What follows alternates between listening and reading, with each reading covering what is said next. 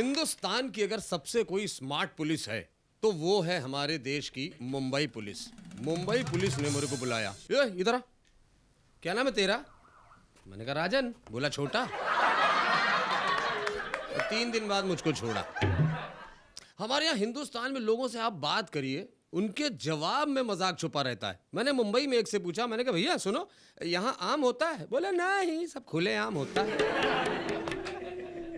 हमारे पड़ोस में एक सज्जन है, उनके यहाँ लड़का हुआ, बेटा पैदा हुआ। मैंने कहा चलो भाई मुबारक दे आते हैं। मैंने कहा भाई साहब मुबारक हो, बेटा हुआ है, नाम क्या रखा? बोले नाम अमेरिका। अमेरिका क्यों? बोला इसी बहाने अमेरिका के बाप बने बैठे। मुंबई में आप कहीं भी जाओ, हर 20 किलोमीटर पर चेक नाका, लेकिन आज तक किसी भी चेक नाके ने चेक नहीं ली, हमेशा कैश लिया है। अभी मैं गया कानपुर शो करने, प्रोग्राम करने, तो मैंने वहां देखा कानपुर में एक पुलिस स्टेशन के सामने एक सांड पुलिस स्टेशन को ऐसे घूर रहा है।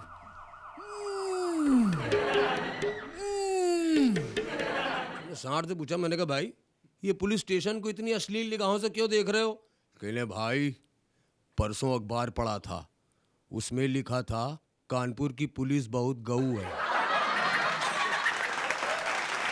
हम लोग स्पोर्ट्स में बहुत आगे हैं, अभी हम वर्ल्ड कप जीत के लाए हैं, लेकिन एक खेल ऐसा है जिसमें हम जो इंडियंस हैं, हम हिंदुस्तानी क्वालिफाई भी नहीं कर पाते हैं मैच में, वो है हमारे फुटबॉल। फुटबॉल हम लोग खेल ही नहीं पाते। तो मैंने कई खिलाड़ियों से बात करी, मैंने मुंबई के कुछ खिलाड़ियों से पूछा, मैंने कहा यार आप लोग फुटबॉल क्यों नहीं खेलते हो, और खेलते हो तो जीत भी नहीं पाते हो, क्या चक्कर क्या है? बोले क्या है, हम लोग जानते हो क्यों हारते हैं, हम लोग फुटबॉल में जीत सकते हैं, लेकिन हम क्या है ना, हम लोग का कल्चर आगे आ जाता है।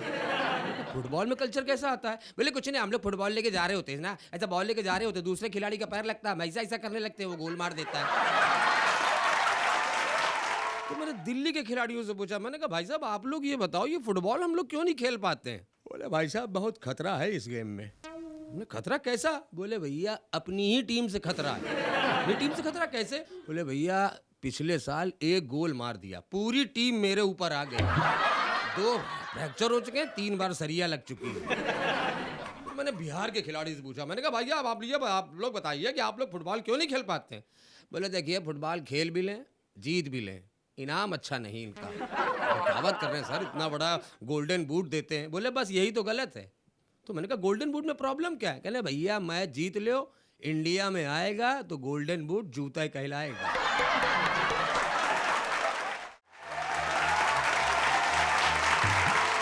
वाह भाई, आप लोग हमारा स्वागत करे हैं, अब हम आपके स्वागत करत है। सबसे पहले एक भोजपुरी शेर चपकावत है। अर्ज किया है कि त रूठ जैबू तो जियब कैसे, तू रूठ जैबू तो जियब कैसे, फटल करेजवा का सीयब कैसे। तू रूठ जैबू तो जियब कैसे, फटल करेजवा का सीयब कैसे, तू ही तो हमार सोने का सुराही हा, तू फूट जैबू तो पानी पियब कैसे। हमारे यहाँ भोजपुरी फिल्में आजकल बहुत आ रही हैं। हमारे एक दोस्त हैं, वो मेरे से मिले, वो आज भी बॉलीवुड के गाने अपनी भोजपुरी स्टाइल में गाते हैं। एक दिन वो बॉलीवुड का, हिंदी फिल्म का एक गाना भोजपुरी स्टाइल में गा रहे थे। कैसे? दिल के बुकनी बुकनी करके दांच यार के चल दहलन। एक हमारे डायरेक्टर भोजपुरी हैं, भोजपुरी फिल्में बनाते हैं। एक दिन वो मुझसे मिले और उन्होंने मुझको बताया कि आजकल मैं कुछ बॉलीवुड की फिल्मों का भोजपुरी रीमेक बनाने जा रहा हूँ। मैंने कहा कैसे? बोले बॉलीवुड की फिल्म होगी लेकिन मैं बनाऊंगा उसको भोजपुरी में और फिल्मों का नाम बदल दूंगा। हमने कौन कौन सी पिक्चर बना रहे हो? बोले टाइटैनिक, ओखर नाम होई नाव में भइल छेद। एनाकोंडा, ये बड़का बड़का सपवा। 3 इडियट, 3 ठे बुड़बक। मुन्ना भाई MBBS, गुंडा बनल डॉक्टर। गजनी, टकलवा भइल पागल। हमारे आप कभी बिहार जाइए, पटना जाइए, वहाँ पर इतना इंग्लिश का इतना स्तर अच्छा नहीं है, बड़े हाथ तंग हैं वहाँ के लोगों की। एक बार मैं शो करने गया पटना, तो ऑर्गेनाइजर मेरे पास आया और बोला अरे भाई साहब आप आ गए? हमने हाँ, चलिए इधर थोड़ा फिनिश हो लीजिए। उनका फिनिश हो जाएगा तो प्रोग्राम कौन करेगा? तो बोले यहाँ पे देखिए, हमारे यहाँ यूथ, बिहार में, नॉर्थ में आप देखिए, उत्तर प्रदेश में यूथ को भी इंग्लिश में बेचारे उनके हाथ तंग है। उनकी गर्लफ्रेंड लड़कियां एसएमएस करती हैं इंग्लिश में तो पड़ोसी से पूछवाते हैं, ए बाबू देखिए आपका क्या लिखा है। तो एक ऐसे ही भोजपुरी आशिक अपनी प्रॉब्लम बता रहा है कि वो लब लब लिखत रही, हम लिब लिब पढ़त रही। वो किस किस लिखत रही, हम किक किक पढ़त रही। और बियाह के चली गई ससुराल, हम ससुराल इंग्लिश स्पीकिंग कोर्स करत रही। हमारे यहाँ बॉलीवुड के कई एक्टर्स भोजपुरी फिल्मों में जा चुके हैं। मैंने सोचा अगर अजय देवगन भोजपुरी फिल्मों में चले गए तो इनकी डायलॉग डिलीवरी कैसी होगी। अजय देवगन, दीना सेठ आपन उंगली पकटिया में बहुत संभाल के रखा, याद रखी कैरम बोर्ड तो सामने धरा हुई, गोटी खेले के लिए उंगली ना बची। हमारे यहाँ हिंदुस्तानी ब्यूटी का यानी भारतीय सौंदर्य का कोई भी जोड़ नहीं है। हम लोग जाते हैं शोज में, देखते कहीं भी पति पत्नी अगर बैठे हों तो बिल्कुल अलग से नजर आ जाएगा कि देखो ये पति पत्नी बैठे, क्योंकि पत्नी यानी भाभी का चेहरा, आए हाय हाय, गांव के मेले की रौनक भाभी के चेहरे पे, और वहीं भैया का मुंह देखो, लग रहा मेला 3 दिन पहले खत्म हो गया। हमारे एक दोस्त हैं झां साहब, बिहार के हैं, उनको एक चाइनीज लड़की से प्यार हो गया। चाइनीज समझते ना, चप चपची अची चू चू, ये वाली चाइनीज लड़की से प्यार हो गया। लोगों ने समझाया कहाँ फंस रहे हो, बोले नहीं ना हम शादी करेंगे तो वही चाइनीज से। अब भाई साहब उन्होंने उससे शादी कर ली। शादी के 5 साल बाद वो मुझको मिले। मैंने कहा यार झां साहब शादी में नहीं आ पाए थे, और बताइए शादी हो गई, भाभी कैसी हैं? बोला भाभी वो तो मर गई। मर गई कैसे? अरे बोला चाइना का आइटम था, कितना चलेगा। वाकई बता रहे हैं। और चाइना ने वैसे भी हम लोगों को बहुत कुछ दिया है। चाइना ने लाइट हमको दी है, मोबाइल दिए हैं, और ऐसे ऐसे मोबाइल दिए हैं, इतनी तेज घंटी कि पड़ोसी आके बताता है, ए भैया फोन बज रहा तुम्हारा। एक लेडी सड़क पे दूसरी लेडी को पुकार रही थी, ए ममता ममता, हाय सुन नहीं रही ममता। तो पास में गई, बोली हाय राम कितनी देर से तुझको बुला रही हूँ, सुनी नहीं रही है। बोली एक्चुअली क्या है ना कि मैं सुन तो लिया था लेकिन मैंने अपना नाम बदल लिया। बोली नाम बदल लिया, क्या रख लिया? बोली कविता। बोले क्यों, ममता में क्या प्रॉब्लम थी? एक्चुअली क्या था ना, किसी को नाम बताती थी ना तो लिपस्टिक खराब हो जाती थी, ममता। ये फैशन का हमारे यहाँ हाल है। अब चाइना ने ये देखा कि इंडिया में ये मार्केट बिल्कुल नया है। अब चाइना ने एक नया फैशन इंडिया में इंट्रोड्यूस कर दिया, टोटल इलेक्ट्रॉनिक मेकअप। यानी अब हमारे यहाँ महिलाओं को सजने संवरने की कोई जरूरत नहीं। एवरीथिंग इज इलेक्ट्रॉनिक, सब कुछ इलेक्ट्रॉनिक। यानी सिंदूर की जगह 40 वाट की रेड कलर की रॉड यहाँ जल रही, झुमके की जगह 40-40 वाट के बल्ब, और सबके पीछे इंडिकेटर, और उनके पति लेके चल रहे जनरेटर। सब कुछ इलेक्ट्रॉनिक। अभी अब हम लोग पत्नी को देख के बोलते हैं, अरे है क्या जम रही हो। जब फैशन आ जाए तो हम कहेंगे, अरे क्या जल रही हो। सब कुछ इलेक्ट्रॉनिक। लेडीज एक दूसरे से पार्टी में बात कर रही, हेलो मिसेस कपूर।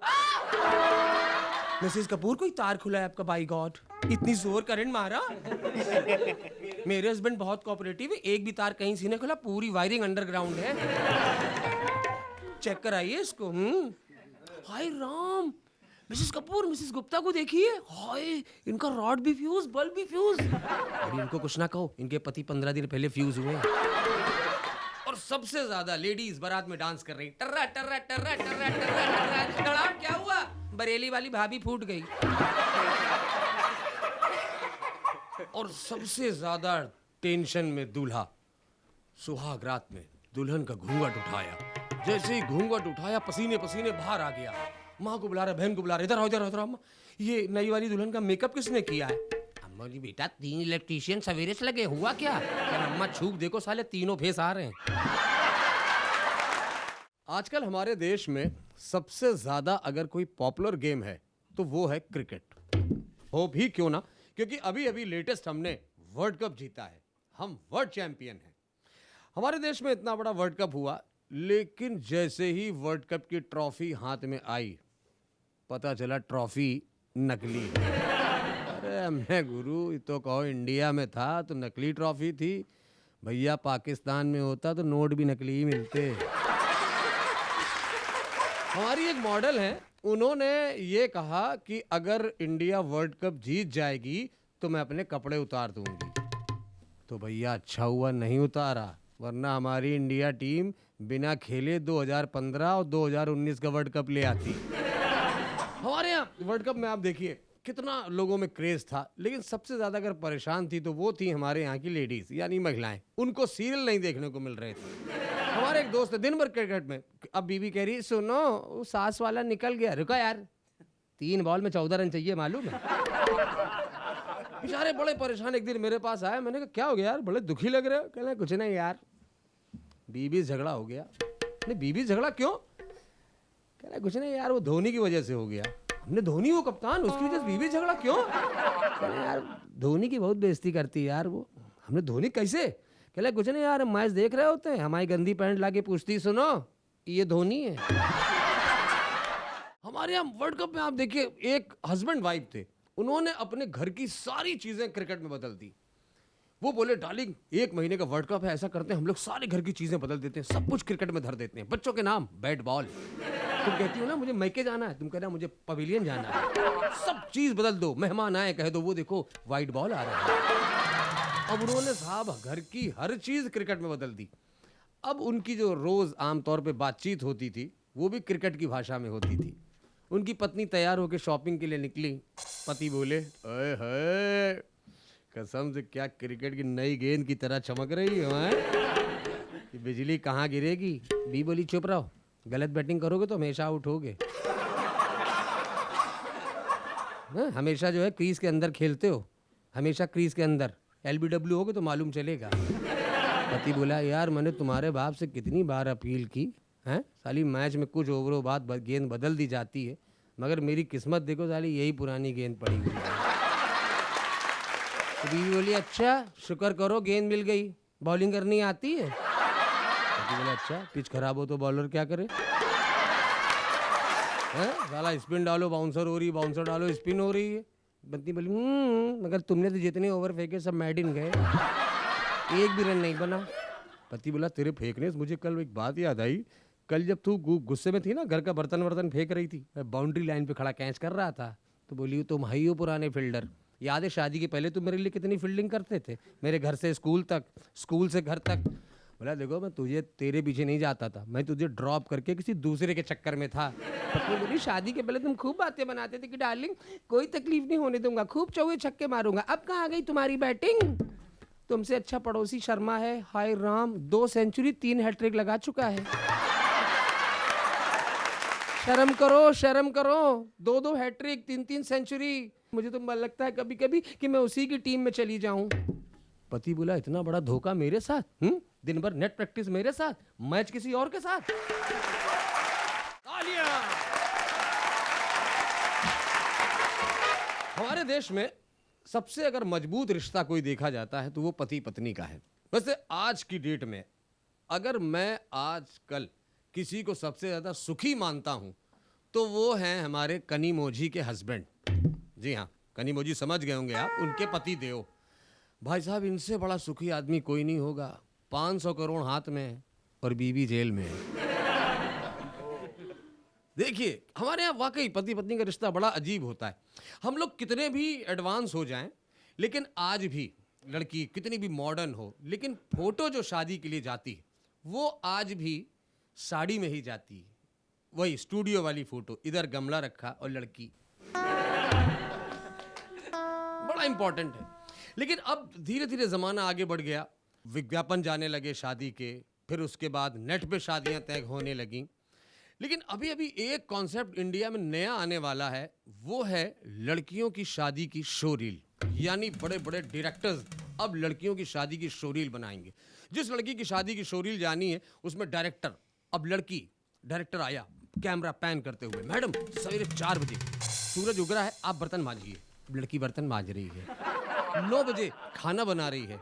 10 बजे अपने भाई के साथ स्कूल जा रही है, स्कूल से वापस आ रही है, शाम को फिर खाना बना रही है। अब अगर ऐसी सीडी बनेगी दोस्त तो वाकई किसका रिश्ता नहीं पूरा होगा।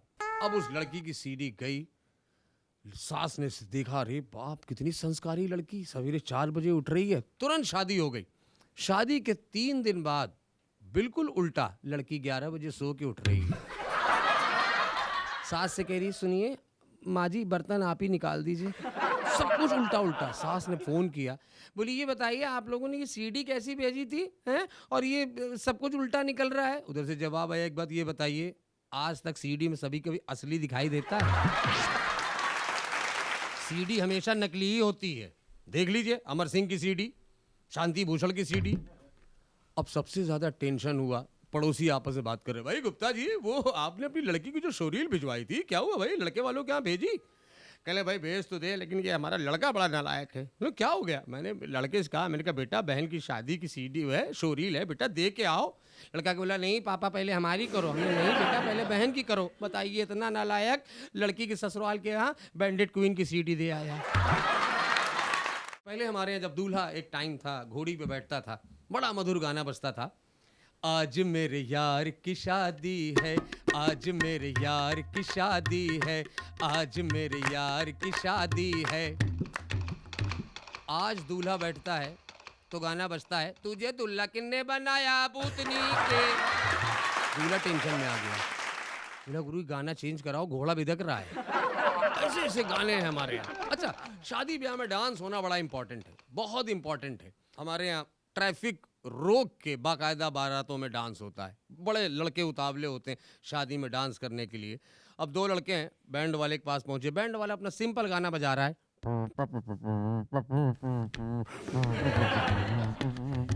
ए, बंद कर इसको, मुन्नी शीला इसके अलावा कुछ नहीं चाहिए। बैंड वाला शुरू है, इतनी मिट्टी ली उसके भोपे में डाल दी, सुरी बदल गया, मुन्नी और शीला चाहिए। अच्छा, एक इंपॉर्टेंट डांस बहुत ज़रूरी है, वो है नागिन का डांस। अगर नागिन का डांस ना हो तो कोई लड़की विदा होने से मना कर दे, हम नहीं जाएंगे, नागिन की धुन बजी ही नहीं। अच्छा, नागिन के कुछ स्पेशलिस्ट होते हैं जो नागिन पे बहुत अच्छा डांस करते हैं। कैसे ही हमारे कन्नौज के जीजा हैं लल्लू जीजा, वो नागिन पे बड़ा स्पेशली डांस करते हैं, उनको स्पेशली बुलाया जाता है। अब शुरू शुरू में बारात चल रही होती है, जनरेटर के पीछे ये खड़े होते हैं सफ़ेद सूट पहने हुए। अब लड़के पहुंचे, अरे जीजा चलो नागिन शुरू हो गई, चलो। अच्छा फिर ही चलो, तो पहले कुछ धरवाओ, ऐसे थोड़े नागिन बाहर आती, खर्चा करो कुछ। खैर इंतजाम किया गया और जैसे ही जीजा के अंदर एक क्वार्टर जाती है, नागिन की आत्मा बाहर आ जाती है, आंखें लाल और जीभ जीभ। अब जैसे ही उन्होंने नागिन पे डांस करना शुरू किया, बारात में जिज्जी चल रही, वहीं से उनको वहीं से चिल्ला रही, बस करो, हर बारात में तुम्हारे फड़फड़ाने लगती नागिन, हर बारात में तुम्हारे घुसने लगती नागिन, घर चलो आज न्यूलैंड चबा जाब तुमका, हर बारात में तुम्हारे फड़फड़ाने लगती। 2 मिनट रुक गया। अब थोड़ी देर में जीजा ने सफेद रुमाल निकाल लिया, रुमाल लेके नागिन पे डांस शुरू। अब इतनी देर में जीजा थोड़ी देर में सड़क पे लेट गए। अब सड़क पे लेट के डांस, एकदम से जिज्जी आई, बोली उठो, लोग उनका जिज्जी इतना अच्छा डांस कर रहे हैं, उठा कह रही उनका। अरे भैया तुम्हें मालूम है सूट पड़ोसी पहन के आए हैं।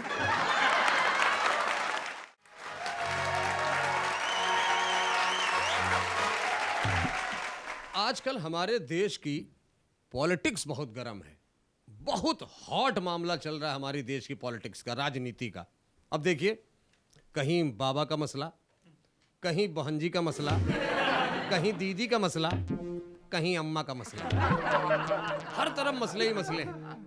ऐसे में चलिए बाबा लोगों से शुरू करते हैं। अब बाबा लोगों की आदत हो गई आजकल। अब एक बच्चा भगवान की पूजा कर रहा था, आरती कर रहा था, बाबा पहुंच गए, ए भाई ये आरती कर रहे हो, तुम्हें मालूम है उसमें ज्योति कहाँ से आई, ज्योति कहाँ से आई? बच्चे ने फूंक दिया, बताओ गई कहाँ? चीजें देखिए साहब हमारे यहाँ हिंदुस्तान में। अभी हमारे यहाँ यूपी में बहन जी का शासन, उन्होंने काम किया, जितने साधु बाबा हैं इनको उठा के जेल में ठूस दिया।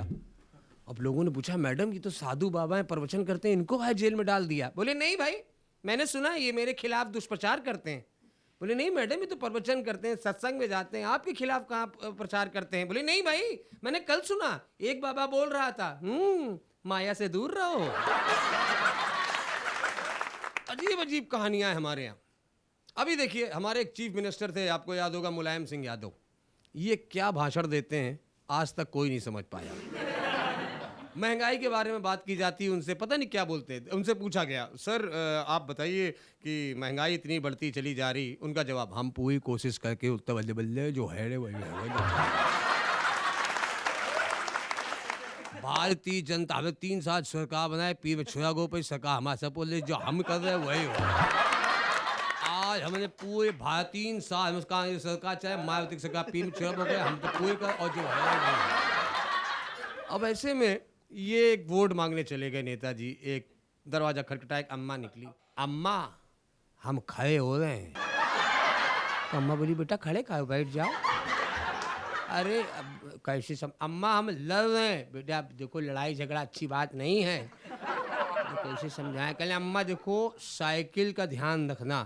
अम्मा बोली, बेटा हमको तो बुढ़ापे में दिखाई नहीं देता है, ऐसा करो साइकिल ले, ताला लगा खड़ी कर दो। एक नेताजी बॉलीवुड से बड़े इंस्पायर्ड थे। वो कोई भी भाषण देते थे, पूरा बॉलीवुड उनके अंदर झलकता था। अब उन्होंने बॉलीवुड स्टाइल में भाषण देना शुरू किया लोगों को।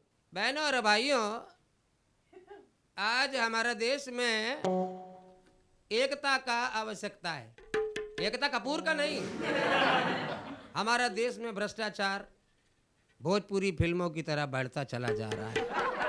हमारा देश में ईमानदारी राजपाल यादव के जितना बची, और महंगाई मुन्नी और शीला के गीतों से भी ज़्यादा फैलता चला जा रहा है। हमारा पड़ोसी देश से संबंध बिल्कुल जॉन और बिपाशा की तरह हो रहा है। ऐसे में हमारे विदेशी ताकतें हमें शालू के ठुमके के गीत की तरह आकर्षित करती हैं। हमको उनका जवाब देना होगा, और हम उनको डीके बोस का स्टाइल में जवाब देंगे। हमारा ये नारा है। हमारा देश का स्थिति राहुल रॉय और विवेक ओबराय की तरह होता चला जा रहा है। ऐसे में हम लोगों को जरूरत है, आप देखो ना, जब बॉलीवुड में श्रीदेवी कमबैक कर सकती है, माधुरी दीक्षित कमबैक कर सकती है, तो हम लोग बाहर से काला धन वापस क्यों नहीं ला सकते। ऐसे में हमारा देश को सलमान खान जैसा दबंग बनाना पड़ेगा और रज्जो जैसा निष्कलंक बनाना पड़ेगा। The end. गांव में एक मेला लगा हुआ था। मेले में एक बच्चा खो गया, और खासकर हमारे यहाँ गांव में मेले जब लगते हैं तो बच्चा खोना बड़ा जरूरी है, लेकिन अनाउंसमेंट कभी कभी बड़ी गलत हो जाती है। अब मेले में बच्चा खो गया, अनाउंसमेंट हो रहा, देखिए जिनका बच्चा है आके ले लें, जिनका बच्चा है आके ले लें। एक चाचा पहुंच गए, जरा बच्चा दिखाओ। कहना आपका है चाचा? बोले नहीं, हमें ये देखना जिनका बच्चा होता कैसा है। आज हमारे यहाँ समाज में आप चीज़ें देखिए कितनी बदलती चली जा रही हैं। हम लोग बच्चों से कहते हैं कि बेटा बड़े बूढ़ों का सम्मान करो, बुजुर्गों का सम्मान करो, लेकिन आज हम खुद इस संस्कृति से दूर होते चले जा रहे हैं। अब देखिए, एक 9 साल का लड़का 10 साल का अपने 90 साल के दादा से बोला, दादा दादा दादा दादा बोलो टे। बोली क्या बे? बच्चा बोले दादा बोलो, तो दादा बोले टे। बच्चा गाना गाने लगा, हो गई तू बल्ले बल्ले हो जाएगी बल्ले बल्ले हो गई तू। दादा बोले ये क्या है बेटा? बच्चा बोला दादा फिर से बोलो टे। तो दादा बोले टे। बच्चा फिर गाना गाने लगा, हो गई तू बल्ले बल्ले हो जाएगी बल्ले बल्ले। दादा बोले बेटा ये है क्या, हमसे टे कहलवा रहे हो, बल्ले बल्ले गा रहे हो, क्या है ये? बच्चा बोला दादा दादा कल मम्मी पापा बात कर रहे थे कि जिस दिन ये बुड्ढा टे बोला बल्ले बल्ले हो जाएगी। तो ये हम किस तरफ जा रहे हैं? सबसे ज़्यादा अगर मुंबई में सबसे ज़्यादा अगर हिट चीज़ कोई है तो वो है हमारे यहाँ के FM। कितने सारे और रेडियो एंकर्स भरमार है हमारे यहाँ मुंबई में। अभी कुछ एंकर्स को दिल्ली, यूपी, बिहार में भेजा गया कि जाओ भैया वहाँ लोगों को ज़रा जो है बातें आते कर करके गाने सुनाओ। अब जो रेडियो एंकर्स उत्तर प्रदेश, बिहार में पहुँच गए। हेलो 104.com, मैं आपका दोस्त विनय बात कर रहा हूँ। वक्त हुआ है 7:30। वो लोग करते फ़ोन, हम सुनाते गाने। सबसे पहला लाइन पर हमारे साथ कौन है? हेलो, कौन? हम राम हटीले बोल रहे हैं। कहाँ से बोल रहे हैं आप? हटिया से। तो देखिए मैं हटे हुए लोगों से बात नहीं करता हूँ। अरे साहब गाना सुनना है। बताइए कौन सा गाना सुनेंगे आप? हमको 3 गाना इकट्ठा सुनाओ, सर्दी बहुत है। तो सर्दी से गानों से क्या मतलब? अरे भैया 3 गाने हमको सुनाओ लगातार, बिपाशा का बीड़ी, मुन्नी और शीला, बहुत सर्दी है, थोड़ा गर्म हुई लो। चलिए देखते हैं हमारे दूसरे कॉलर लाइन पर कौन है। हेलो, कौन? हम गुड़िया बोल रहे हैं हंडिया से। तो हंडिया में क्या पक रही हैं? नहीं, हमारे गांव का नाम हंडी। अच्छा, आपके गांव का नाम हंडिया है। बताइए कौन सा गाना सुनेंगे आप? हमको सुनाओ, हमारे गांव के हैं अमिताभ यानी बच्चन साहब की आप फैन है। हम आप पूरा घर पंखा है भैया उनका। बच्चन साहब बीमार पड़े, हमारी अम्मा ने 15 दिन खाना नहीं खाया। बच्चन साहब बीमार पड़े, आपकी अम्मा ने 15 दिन खाना क्यों नहीं खाया? अम्मा बोली बिटिया बताओ, ये बीमार पड़े, पोलियो टीके खबर कौन देगा? चलिए लाइन पे लगी रहिए, देखते दूसरा कॉलर हमारे साथ लाइन पर कौन है। हेलो, कौन? बेटा गया प्रसाद बोल रहे बेटा, सरकारी अस्पताल हाईलाइट से। बताइए सर, कौन सा गाना सुनेंगे आप? बेटा 99 नॉट आउट खेल रहे हैं, मौत का गाना सुनाओ। सर मौत का कौन सा गाना? वो है बेटा आशिक बनाया आपने। तो बोले सर उसमें मौत कहाँ है? बोले बेटा गाने की स्टार्टिंग सुनाओ जब वो सिंगर कहता है तो उससे क्या होगा? बोले बेटा हमारे यहाँ कहावत है, एक दिन पहले कुत्ता रो दे, दूसरे दिन आदमी मर जाता है। स्वागत है एक बार फिर से आप सभी का। आपने देखा होगा दिल्ली के रामलीला मैदान में महाभारत होते होते आप सभी ने देखा होगा, लेकिन सवाल यहाँ ये था कि हमारे बाबा रामदेव को एक महिला के कपड़े पहन के भागने पड़ा। चलो ये बात तो ठीक है, लेकिन सवाल यहाँ ये है बाबा रामदेव के कपड़े कहाँ गए? तो अंदर की खबर ये है, उनके कपड़े पहन के एक महिला दोबारा बीजेपी में शामिल हो गई है और सीधे यूपी भाग गई है। वाकई बता रहा हूं, हमारे यहाँ चीजें बड़ी अलग अलग हैं। अभी आप देखिए हमारे हिंदुस्तान में कितने बड़े बड़े इवेंट होते हैं, जिधर देखिए बड़े बड़े events, miss universe, miss India, और अभी हाल ही में 15 दिन पहले मुंबई में हुआ मिस मुंबई। बड़ी खुशी हुई मुझे, लेकिन मैंने सोचा कि यार ये अगर इसी तरह से क्रेज बढ़ता गया तो ऐसा ना हो कि हर स्टेशन वाइज ये सर्च होने लगे, और अगर मान लीजिए ऐसा हो गया तो अखबारों में नाम कैसे निकलेंगे? ये कौन है? मिस घाटकोपर। वाओ, उनको देखो, मिस मुलैंड। और ये कौन है? बोले ये मिस विरार। अब लोग एक दूसरे से आपस में बात कर रहे हैं, और एक सज्जन है, उनकी 4 लड़कियां, और उनसे बातचीत कैसी चल रही है? भाई माशाल्लाह आपकी लड़कियां तो बड़ी, भाई ये कौन है? अरे यही तो है मिस घाटकोपर। और ये दूसरी, ये मिस मुलुंड है। और ये तीसरी वाली, ये मिस मलाड है। बोलो चौथी आपकी नहीं दिखाई दे रही? कहने हाँ वो तो बहुत दिनों से मिस है। वाकई बता रहा हूँ, हमारे हिंदुस्तान में अलग अलग तरीके की चीजें हैं। अभी देखिए हमारे यहाँ बॉलीवुड में, हॉलीवुड में ऐसी ऐसी कभी कभी खबरें आ जाती हैं कि हम लोग को अपने आप हंसी आ जाती है। अभी एक खबर ये आई कि एक बाबा ने भविष्यवाणी की है कि 2012 में ये दुनिया खत्म हो जाएगी। हालांकि मैं इस पे यकीन नहीं कर रहा हूं, लेकिन अभी अभी एक खबर ये आई कि सन्नी देओल अपनी फिल्म घायल का सीक्वल लेकर आ रहे हैं। भाई अब तो मुझे भी लगने लगा है अब ये जरूर दुनिया खत्म हो जाएगी 2012 में। अभी बिग बी एक फिल्म लेकर आए हैं जिसका नाम है बुढ़ा होगा तेरा बाप। भाई साहब ये फिल्म बॉलीवुड में असर करे या ना करे, लेकिन मुझे लगता है ये डॉलीवुड में बहुत असर करेगी। अब मतलब डॉलीवुड का मतलब अपनी डॉली बिंद्रा, क्योंकि उसका हमेशा से एक ही डायलॉग है, ए बाप पे मत जाना। अभी एक खबर ये आई है कि सलमान खान ने हिमेश रेशमिया को माफ कर दिया है। भाई वाह, और तो और हिमेश रेशमिया अब सलमान की अगली फिल्म में म्यूजिक भी डायरेक्ट करेंगे। भाई साहब सलमान भाई, आपने तो हिमेश को माफ कर दिया, पता नहीं पब्लिक आपको माफ करे कि ना करे, ये कोई ठीक नहीं।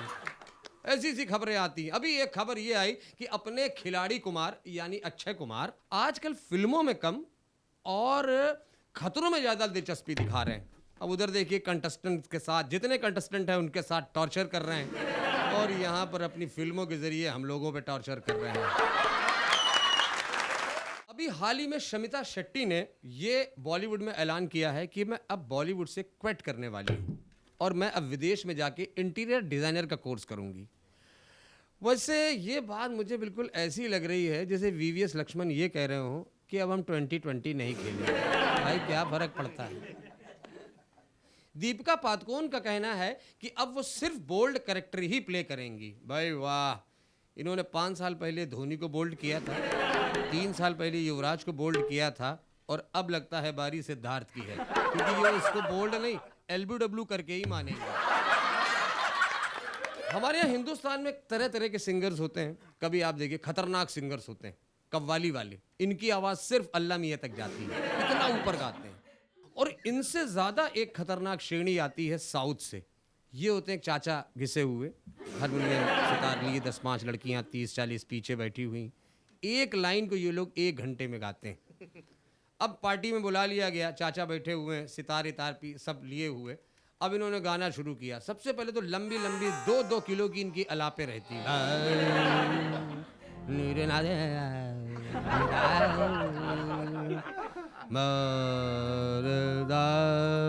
अब सामने बार लगा हुआ है, सब प्रदर्शन चल रहा है, सब कुछ उन्होंने अरेंज करके रखा हुआ है। अब इन्होंने मन लाइन लग रहा है, अब इन्होंने गाना शुरू किया। मोरा छलकत जाए पसीना, मोरा छलकत जाए पसीना, मोरा छलकत जाए पसीना, मोरा छलकत जाए पसीना, मोरा छलकत मोरा छलकत जाए पसीना।